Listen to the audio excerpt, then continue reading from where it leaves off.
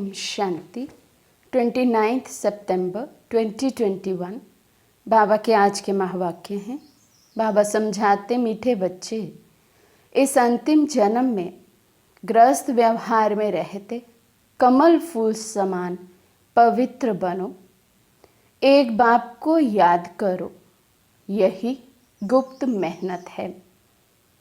प्रश्न है, ज्ञान का तीसरा नेत्र मिलते ही कौन सा कंट्रास्ट स्पष्ट अनुभव होता है? बाबा समझाते, भक्ति में भगवान को पाने के लिए कितना दर दर भटकते रहे थे, कितनी ठोकरें खा रहे थे, अभी हमें वे मिल गया। साथ साथ रहम आता, मनुष्य बेचारे अभी तक भी भटक रहे हैं, रास्ता ढूंढ रहे हैं। बाबा ने हमें भटकने से छुड़ा दिया। हम बाबा के साथ जाने की तैयारी कर रहे हैं। तो बाबा से ज्ञान का तीसरा नेत्र मिलते ही हमें ये कंट्रास्ट स्पष्ट हो जाता है कि भक्ति मार्ग में हम भगवान को बुला रहे थे, भटक रहे थे, ठोकरें खा रहे थे। अब बाबा हमें मिल गए हैं, लेकिन अभी भी बाबा कहते हम बच्चों को अन्य मनुष्य आत्माओं पर तरस पड़ता है कि जैसे हमें भगवान मिल गए उन्हें भी मिल जाए। गीत है, आज अंधेरे में है इंसान। ओम शांति। एक तरफ भगत याद कर रहे हैं, दूसरे तरफ में आत्माओं को तीसरा नेत्र मिल चुका है, अर्थात आत्माओं को बाप की पहचान मिल चुकी है। वे कहते हैं हम भटक रहे हैं। अभी तुम तो नहीं भटकते हो, कितना फर्क है। बाप तुम बच्चों को साथ ले जाने के लिए तैयार कर रहे हैं। मनुष्य गुरुओं पिछाड़ी, तीर्थ यात्रा, मेले मलाखड़े आदि पिछाड़ी कितना भटक रहे हैं। तुम्हारा भटकना अब छूट गया है। बच्चे जानते हैं इस भटकने से छुड़ाने के लिए बाप आया हुआ है। जैसे कल्प पहले बाप ने आकर पढ़ाया था, वह राजयोग सिखाया था, हूबहू ऐसे पढ़ा रहे हैं। बच्चे जानते हैं हम 5 विकारों पर जीत पा रहे हैं। कहा जाता है माया जीते जगत जीत। माया 5 विकारों रूपी रावण को कहा जाता है। माया दुश्मन ठहरी। माया धन संपत्ति को नहीं कहा जाता। जैसे दुनिया में धन संपत्ति को भी माया कह देते हैं, लेकिन यहाँ पर बाबा हमें माया का भी अर्थ स्पष्ट करते हैं कि माया अर्थात 5 विकार जो हमारे दुश्मन हैं, जिनके कारण ही आत्मा की गिरती कला शुरू होती है। बाबा कहते लिखना भी है 5 विकारों रूपी रावण व माया, तो मनुष्य कुछ अर्थ समझें। बाबा कहते स्पष्ट लिख देना चाहिए कि माया का अर्थ क्या है, ताकि कुछ तो मनुष्य समझें, नहीं तो समझ नहीं सकते। माया जीते जगत जीत। इसमें यादवों और कौरवों व असुरों और देवताओं की कोई बात नहीं। स्थूल लड़ाई होती नहीं। गाया जाता है योग बल से माया रावण पर जीत पाने से जगत जीत बनते हैं। तुम बच्चे जानते हो जगत कहा जाता है विश्व को। विश्व पर जीत पहनाने लिए विश्व का मालिक ही आते हैं, वही सर्वशक्तिमान है। ये तो बच्चों को समझाया गया है। बाप को याद करने से ही पाप भस्म हो जाते हैं। मुख्य बात है याद की। याद करने से तुम्हारे से कोई विकर्म नहीं होगा और खुशी में रहेंगे। जब हम बाबा की याद में होते हैं तो बाबा कहते कितना अटेंशन रहता है हमें, हमसे उस समय कोई विकर्म नहीं होता और खुशी में भी हम रहते हैं। तो जितना अधिक बाबा की याद में रहेंगे उतना हम विकर्मों से दूर होंगे। इसीलिए बाबा कहते हैं श्वासों श्वास बाबा की याद रहनी चाहिए। पतित पावन बाप आए हैं पावन बनाने, तो फिर हम विकर्म क्यों करें? अपनी संभाल करनी है। बुद्धि तो मनुष्यों को है नहीं, इसमें और कुछ लड़ने आदि की बात नहीं है। सिर्फ 5 विकारों को जीतने लिए बाप को याद करना बहुत सहज है। हाँ, इसमें मेहनत लगती है, टाइम लगता है। माया दीवा बुझाने लिए घड़ी घड़ी तूफान लाती है। बाकी इसमें लड़ाई की कोई बात नहीं है। वहाँ है ही देवताओं का राज्य, असुर कोई होते नहीं। हम हैं ब्राह्मण, ब्रह्मा मुख वंशावली। जो ब्राह्मण कुल के हैं वही अपने को ब्राह्मण समझते हैं। रूहानी बाप हम रूहों को बैठ ज्ञान देते हैं। ज्ञान सागर पतित पावन सद्गति दाता एक ही है, वही स्वर्ग स्थापन करने वाला है। तुम बच्चों को तो बहुत खुशी होनी चाहिए। विलायत वालों को भी पता पड़ेगा ये तो वही सिंध वाले ब्रह्मा कुमार कुमारियां हैं जो कहते हैं पैराडाइज श्रीमत पर स्थापन कर दिखाएंगे। आत्मा कहती है ना, शरीर द्वारा। आत्मा सुनती है और डायरेक्शन पर चलती है। कल्प कल्प बाप ही आकर युक्ति बतलाते हैं। बाप है गुप्त, किसी को भी पता नहीं पड़ता। कितने ढेर मनुष्यों को समझाते हैं, फिर भी कोटों में कोई ही समझते हैं। तुम बच्चे अब समझते हो, हमारा ऑलराउंड पाठ है। बाप ने समझाया है, तुम ही राज्य लेते हो और कोई ले ना सके सिवाय तुम भारतवासियों के, जो अभी अपने को हिंदू कहलाते हैं। आदमशुमारी में भी हिंदू लिख देते हैं। हम भल कुछ भी नाम दें, हम वास्तव में आदि सनातन देवी देवता धर्म के थे। वे देवी धर्म भ्रष्ट कर्म भ्रष्ट हो जाने कारण अपने को हिंदू कह देते हैं। हिंदू नाम क्यों पड़ा ये भी कोई नहीं जानते। पूछना चाहिए, भला ये तो बताओ तुम्हारा हिंदू धर्म किसने स्थापन किया? बाबा कहते और कोई भी धर्म वाले होंगे, सबको पता है हमारा धर्म किसने स्थापन किया सिवाय एक हिंदुओं के। तो बाबा कहते पूछना चाहिए जाकर उनको कि हमारा ये हिंदू धर्म किसने स्थापन किया।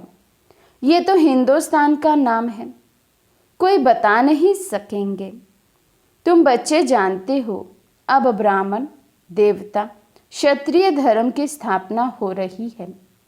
इस संगम युग पर ही आकर बाबा 3 धर्म की स्थापना करते हैं, ब्राह्मण देवता और क्षत्रिय। ब्राह्मण जो अभी हम संगम युग पर पाठ बजाते हैं, देवता अर्थात सतयुग का पाठ, क्षत्रिय अर्थात त्रेता युग का पाठ।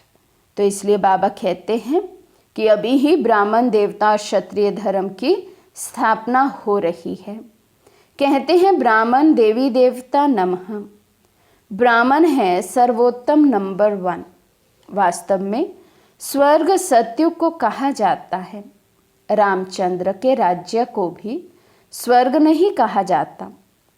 आधा कल्प है राम राज्य, आधा कल्प है आसुरी राज्य। ये सब दिल में धारण करना है। अभी हमको स्वर्ग में जाने के लिए क्या करना है? पवित्र तो जरूर रहना ही है। बाप कहते हैं बच्चे, काम महाशत्रु है, इन पर जीत पाकर पवित्र रहना है। इसलिए कमल फूल की निशानी भी दिखाई है। गृहस्थ व्यवहार में रहते कमल फूल समान बनना है। ये दृष्टांत तुम्हारे लिए है। हठ योगी तो गृहस्थ व्यवहार में कमल फूल समान रह ना सके। वे अपना निवृत्ति मार्ग का पाठ बजाते हैं, गृहस्थ व्यवहार में रह नहीं सकते, इसलिए घर बार छोड़ चले जाते हैं। तुम दोनों संन्यास की भेंट कर सकते हो। प्रवृत्ति मार्ग में रहने वालों का गायन है। बाप कहते हैं गृहस्थ व्यवहार में रहते सिर्फ ये एक अंतिम जन्म हिम्मत कर कमल फूल समान पवित्र रहो, भल अपने गृहस्थ व्यवहार में रहो। वे सन्यासी तो घर बार छोड़ जाते हैं। ढेर सन्यासी हैं जिन्हों को भोजन देना पड़ता है। पहले वे भी सतो प्रधान थे, अभी तमो प्रधान बन गए हैं। बाबा कहते जब ये सन्यास धर्म भी शुरू हुआ था तब वे सन्यासी भी सतो प्रधान थे, भल जंगलों में रहते थे, लेकिन उनके भी तप में वो बल था। लेकिन आज बाबा कहते वो सन्यासी भी तमो प्रधान बन गए हैं। तो बाबा समझाते ये भी ड्रामा में उनका पाठ है, फिर भी ऐसे ही होगा। हर कल्प बाबा कहते ऐसे ही होता रहेगा। बाप समझाते हैं इस पतित दुनिया का विनाश तो होना ही है। थोड़ी थोड़ी बात में ही एक दो को धमकी देते रहते हैं। अगर ऐसा नहीं होगा तो बड़ी लड़ाई लग जाएगी। तुम बच्चे समझते हो कल्प पहले भी ऐसे हुआ था। शास्त्रों में लिखा है पेट से मूसल निकले ये हुआ। फिर होली में स्वांग बनाते हैं। वास्तव में है ये मूसल जिससे विनाश करते हैं। ये भी बच्चे जानते हैं जो कुछ पास्ट हो चुका है वे फिर भी होना है। बनी बनाई बन रही। अभी तुम्हारी बुद्धि में सारा राज है, सिर्फ कहने की बात नहीं। बाबा कहते हैं अब तुम बच्चे क्लियर समझते हो कि ये कल्प कल्प का खेल है। जो पिछले कल्प हुआ सो हूबहू रिपीट हो रहा है और हर कल्प ऐसे ही रिपीट होता है। किसी को भी दोष नहीं दे सकते। ड्रामा में पाठ है, तुमको सिर्फ बाप का पैगाम सुनाना है। यह ड्रामा तो अनादि अविनाशी है। भावी क्या चीज़ है वे भी तुम समझ गए हो। ये कलयुग अंत और सतयुग आदि का संगम नामी ग्रामी है। इनको ही पुरुषोत्तम युग कहा जाता है। आजकल बच्चों को पुरुषोत्तम युग पर अच्छी रीति समझा रहे हैं। ये युग है उत्तम पुरुष बनने का। सभी सतो प्रधान उत्तम बन जाएंगे। अभी है तमो प्रधान कनिष्ठ। इन अक्षरों को भी तुम समझते हो। कलयुग पूरा हो, सतयुग आएगा, फिर जय जयकार हो जाएगा। कहानी सुनाई जाती है ना, ये है सहज ते सहज। झूठी कहानियाँ तो बहुत हैं। अब आप खुद बैठ समझाते हैं। भक्ति मार्ग में तुम मेरी महिमा गाते आए हो। अब प्रैक्टिकल में तुमको रास्ता बताता हूँ सुख धाम और शांति धाम का। सद्गति को सुख गति, दुर्गति को दुख गति कहेंगे। कलयुग में है दुख, सतयुग में है सुख। समझाने से सब समझेंगे। आगे चल समझते जाएंगे। समय बहुत थोड़ा है, मंजिल बहुत ऊंची है। कॉलेज में जाकर तुम समझाएंगे तो इस नॉलेज को अच्छी रीति समझेंगे। बरोबर ये ड्रामा का चक्र फिरता रहता है और कोई दुनिया नहीं है। वे समझते हैं ऊपर में कोई दुनिया है, इसलिए सितारों आदि तरफ जाते हैं। वास्तव में वहाँ कुछ है नहीं। God is one, creation is one. मनुष्य सृष्टि यही है। मनुष्य मनुष्य ही है। सिर्फ देह के अनेक धर्म हैं। कितनी वैरायटी है। सतयुग में एक ही धर्म था, उसको कहा जाता है सुख धाम। कलयुग है दुख धाम। सुख और दुख का खेल है ना। बाप थोड़े ही बच्चों को कब दुख देंगे। बाप तो आकर दुख से लिबरेट करते हैं। जो दुख हरता है वे फिर किसी को दुख थोड़े ही देंगे। अभी है रावण राज्य। मनुष्यों में 5 विकार प्रवेश है, इसलिए रावण राज्य कहा जाता है। वर्ल्ड की हिस्ट्री ज्योग्राफी का राज अभी तुम बच्चों की बुद्धि में आ गया है। रोज सुनते हो ये बहुत बड़ी पढ़ाई है। बाबा कहते हैं छोटी मोटी पढ़ाई नहीं है, ये स्वयं भगवान आकर हमें पढ़ाते हैं और उसमें भी हम कितने भाग्यवान हैं विश्व की इतनी आत्माओं को छोड़कर बाबा ने मुझे चुना, इस पढ़ाई के लिए अपना स्टूडेंट बनाया है। तो मैं गॉडली स्टूडेंट हूँ। बाबा कहते कोई छोटी पढ़ाई नहीं है, और फिर इसका हमें रिटर्न भी कितना बड़ा मिलता है। 21 जन्मों के लिए सदा सुख की दुनिया में जाने का हमें वर्षा मिलता है। तो बाप समझाते हैं अभी बाकी थोड़ा समय है, उसमें बाप से पूरा वर्षा लेना है। धीरे धीरे मनुष्य भी समझेंगे बरोबर। ईश्वर का रास्ता तो यही समझाते हैं। बाबा कहते हैं अभी भल कोई आप पर विश्वास करे या नहीं करे, इस ज्ञान को समझे या नहीं समझे, लेकिन एक समय ऐसा ज़रूर आएगा जब सभी मनुष्य मात्र इस बात को स्वीकार करेंगे कि सत्य में ही ईश्वर का बताया हुआ रास्ता यही समझाया जाता है। दुनिया में और कोई भी ईश्वर को पाने का रास्ता नहीं बतलाते हैं। ईश्वर का रास्ता ईश्वर ही बताते हैं। तुम तो उनके बच्चे, पैगाम देने वाले हो। कल्प पहले भी जो निमित्त बने होंगे वही अब बनेंगे और बनाते जाएंगे। बच्चों को विचार सागर मंथन करना है, राय देनी चाहिए। बाबा हम समझते हैं ये चित्र होने चाहिए, इनसे मनुष्य अच्छा समझ सकते हैं। बाबा कम चित्र इसलिए कहते हैं क्योंकि कई सेंटर्स बहुत छोटे छोटे हैं। 5-7 चित्र भी मुश्किल रख सकते हैं। पहले समय की ये बात है ना, साकार बाबा के समय की ये बातें हैं, जब छोटे छोटे से मकान, एक एक कमरे का सेंटर भी होता था। अभी तो ऑलमोस्ट सभी सेंटर्स बहुत बड़े बड़े बने हैं, लेकिन पहले जब स्थापना का कार्य चल रहा था, यज्ञ की शुरुआत का कार्य जब चल रहा था, उस समय सेंटर्स बहुत छोटे छोटे थे। तो बाबा कहते इसलिए वहाँ तो 5-7 चित्र भी मुश्किल से रख सकते। प्रदर्शनी के चित्रों की बाबा बात कर रहे हैं, लेकिन फिर भी बाबा बच्चों से राय मांगते हैं। यदि किसी बच्चे का ऐसा मंथन चले कि बाबा ये ऐसा चित्र भी होना चाहिए, तो फिर बाबा भी उस पर विचार करेंगे। बाबा कहते हैं घर घर में गीता पाठशाला हो। ऐसे भी बहुत हैं, एक कमरे में सब कुछ चलाते हैं। मुख्य चित्र रखे हों तो मनुष्य को समझ मिले। कितनी भाग्य की बात है यदि किसी के घर में गीता पाठशाला चले। बाबा कहते हैं ना, बहुत बड़ा घर भी ना हो भले, बहुत बच्चे ऐसे भी होते हैं जिनके 2 ही कमरों का घर है, तो एक कमरे में वे क्लास चलाते हैं, क्लास के लिए दे देते हैं, बाबा के लिए वो कमरा रख देते हैं, और एक कमरे में अपना सब कुछ चलाते हैं। तो बाबा कहते फिर वो बच्चे कितना भाग्य अपना जमा करते हैं। आखिरी भगवान किसको कहा जाता है, उनसे क्या मिलता है? भगवान को बाबा कहा जाता है। बबुलनाथ बाबा नहीं कहेंगे, रुद्र बाबा नहीं कहेंगे, शिव बाबा नामी ग्रामी हैं। बाबा कहते हैं ये वही कल्प पहले वाला ज्ञान यज्ञ है। बेहद के बाप शिव ने यज्ञ रचा है।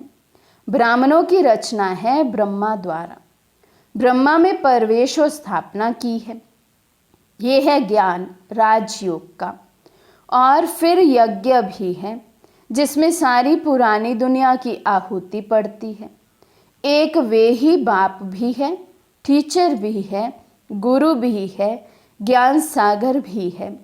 ऐसा और कोई है नहीं। आजकल यज्ञ रचते हैं तो चारों तरफ शास्त्र रखते हैं, एक आहुति का कुंड भी बनाते हैं। वास्तव में है ये ज्ञान यज्ञ जिससे उन्होंने कॉपी की है। यहाँ कोई स्थूल चीज़ आदि तो है नहीं। अभी तुम बच्चों को बेहद का बाप मिला है, बेहद का ज्ञान मिला है, और कोई ये जानते नहीं। बेहद की आहुति पड़नी है, ये तुम जानते हो। पुरानी दुनिया खत्म हो जाएगी। वे तो खुशी होती रहती है कि राम राज्य स्थापन हो रहा है। ये तो बहुत अच्छा है, परंतु वे तो जो स्थापना करेंगे वे अपने लिए ही करेंगे ना। बाबा कहते इस यज्ञ में जो भी बच्चा जो भी कुछ करता है, कितना पुरुषार्थ करे, कितना सेवा करे, कोई कुछ भी कर रहा है तो अपने लिए कर रहा है। क्योंकि जो करेगा सो पाएगा, भाग्य भी उसी का जमा होगा। मेहनत सब अपने लिए करेंगे। तुम जानते हो ये महाभारत लड़ाई भी इस यज्ञ से प्रज्वलित हुई है। कहाँ वे हद की बातें, कहाँ ये बेहद की बातें। तुम अपने लिए ही पुरुषार्थ करते हो, जब तक बाप को ना जाने वर्षा मिल ना सके। बाप ही आकर आत्माओं को शिक्षा देते हैं। तुम्हारा है सब गुप्त। आत्मा जो हिंसक बन गई है, उनको अहिंसक बनना है। किसी पर क्रोध भी नहीं करना है। 5 विकार जब दान में दे तब ग्रहण छूटे, इनसे ही काले हो गए हैं। अब फिर सर्वगुण संपन्न 16 कला संपूर्ण कैसे बने, ये बाप बैठ समझाते हैं। इन लक्ष्मी नारायण को ऐसा किसने बनाया? कोई गुरु मिला? ये तो विश्व के मालिक थे। जरूर पास्ट जन्म में अच्छे कर्म किए हैं, तब अच्छा जन्म मिला है। अच्छे कर्मों से अच्छा जन्म मिलता है। ब्रह्मा और विष्णु का कनेक्शन भी जरूर है। ब्रह्मा सो विष्णु 1 सेकंड में, मनुष्य से देवता बनते हैं। सेकंड में जीवन मुक्ति इसको कहा जाता है। बाप के बने और जीवन मुक्ति का वर्षा पा लिया। जीवन मुक्त तो राजा प्रजा सब है। जो भी आने हैं उनको जीवन मुक्त बनना है। बाप तो समझाते हैं सबको। फिर है पुरुषार्थ करना ऊंच पद पाने के लिए। सारा मदार है पुरुषार्थ पर। क्यों ना पुरुषार्थ करते करते हम ऊंच पद पाएं। बाप को बहुत याद करने से बाप के दिल पर अर्थार्थ तख्त पर चढ़ जाएंगे। बाप कोई मेहनत नहीं देते। अबलाओं से और क्या मेहनत कराएंगे। बाप की याद भी गुप्त है। ज्ञान तो प्रत्यक्ष हो जाता है। कहा जाता है इनका भाषण तो बहुत अच्छा है, परंतु योग में कहाँ तक है। बाप को याद करते हैं। कितना समय याद करते हैं। याद से ही जन्म जन्मांतर के विक्रम विनाश होंगे। ये स्पिरिचुअल नॉलेज कल्प कल्प रूहानी बाप शिव ही आकर देते हैं, और कोई भी ज्ञान दे नहीं सकते। अच्छा, मीठे मीठे सिक्के लदे बच्चों प्रति माता पिता बाप दादा का याद प्यार और गुड मॉर्निंग। रूहानी बाप की रूहानी बच्चों को नमस्ते। हम रूहानी बच्चों की रूहानी बाप दादा को दिल व जान सिक व प्रेम से नमस्ते नमस्ते नमस्ते जी। धारणा के लिए मुख्य सार। फर्स्ट पॉइंट, अविनाशी ड्रामा के राज को बुद्धि में रख किसी को भी दोषी नहीं समझना है। पुरुषोत्तम बनने का पुरुषार्थ करना है। इस थोड़े समय में बाप से पूरा वर्षा लेना है। सेकंड पॉइंट, डबल अहिंसक बनने के लिए कभी किसी पर क्रोध नहीं करना है। विकारों का दान दे सर्वगुण संपन्न बनने का पुरुषार्थ करना है। आज का वरदान है, विश्व परिवर्तन के श्रेष्ठ कार्य में अपनी अंगुली देने वाले महान सुनिर्माण भव। विश्व परिवर्तन के श्रेष्ठ कार्य में अपनी अंगुली देने वाले महान सुनिर्माण भव। जैसे कोई स्थूल चीज़ बनाते हैं तो उसमें सब चीज़ें डालते हैं। कोई साधारण मीठा या नमक भी कम हो तो बढ़िया चीज़ भी खाने योग्य नहीं बन सकती। ऐसे ही विश्व परिवर्तन के इस श्रेष्ठ कार्य के लिए हर एक रत्न की आवश्यकता है। सबकी अंगुली चाहिए। सब अपनी अपनी रीति से बहुत बहुत आवश्यक श्रेष्ठ महारथी हैं। इसलिए अपने कार्य की श्रेष्ठता के मूल्य को जानो। सब महान आत्माएं हो, लेकिन जितने महान हो उतने निर्माण भी बनो। स्लोगन, अपनी नेचर को इजी अर्थात सरल बनाओ तो सब कार्य इजी हो जाएंगे। अपनी नेचर को इजी बनाओ तो सब कार्य इजी हो जाएंगे। अच्छा, ओम शांति।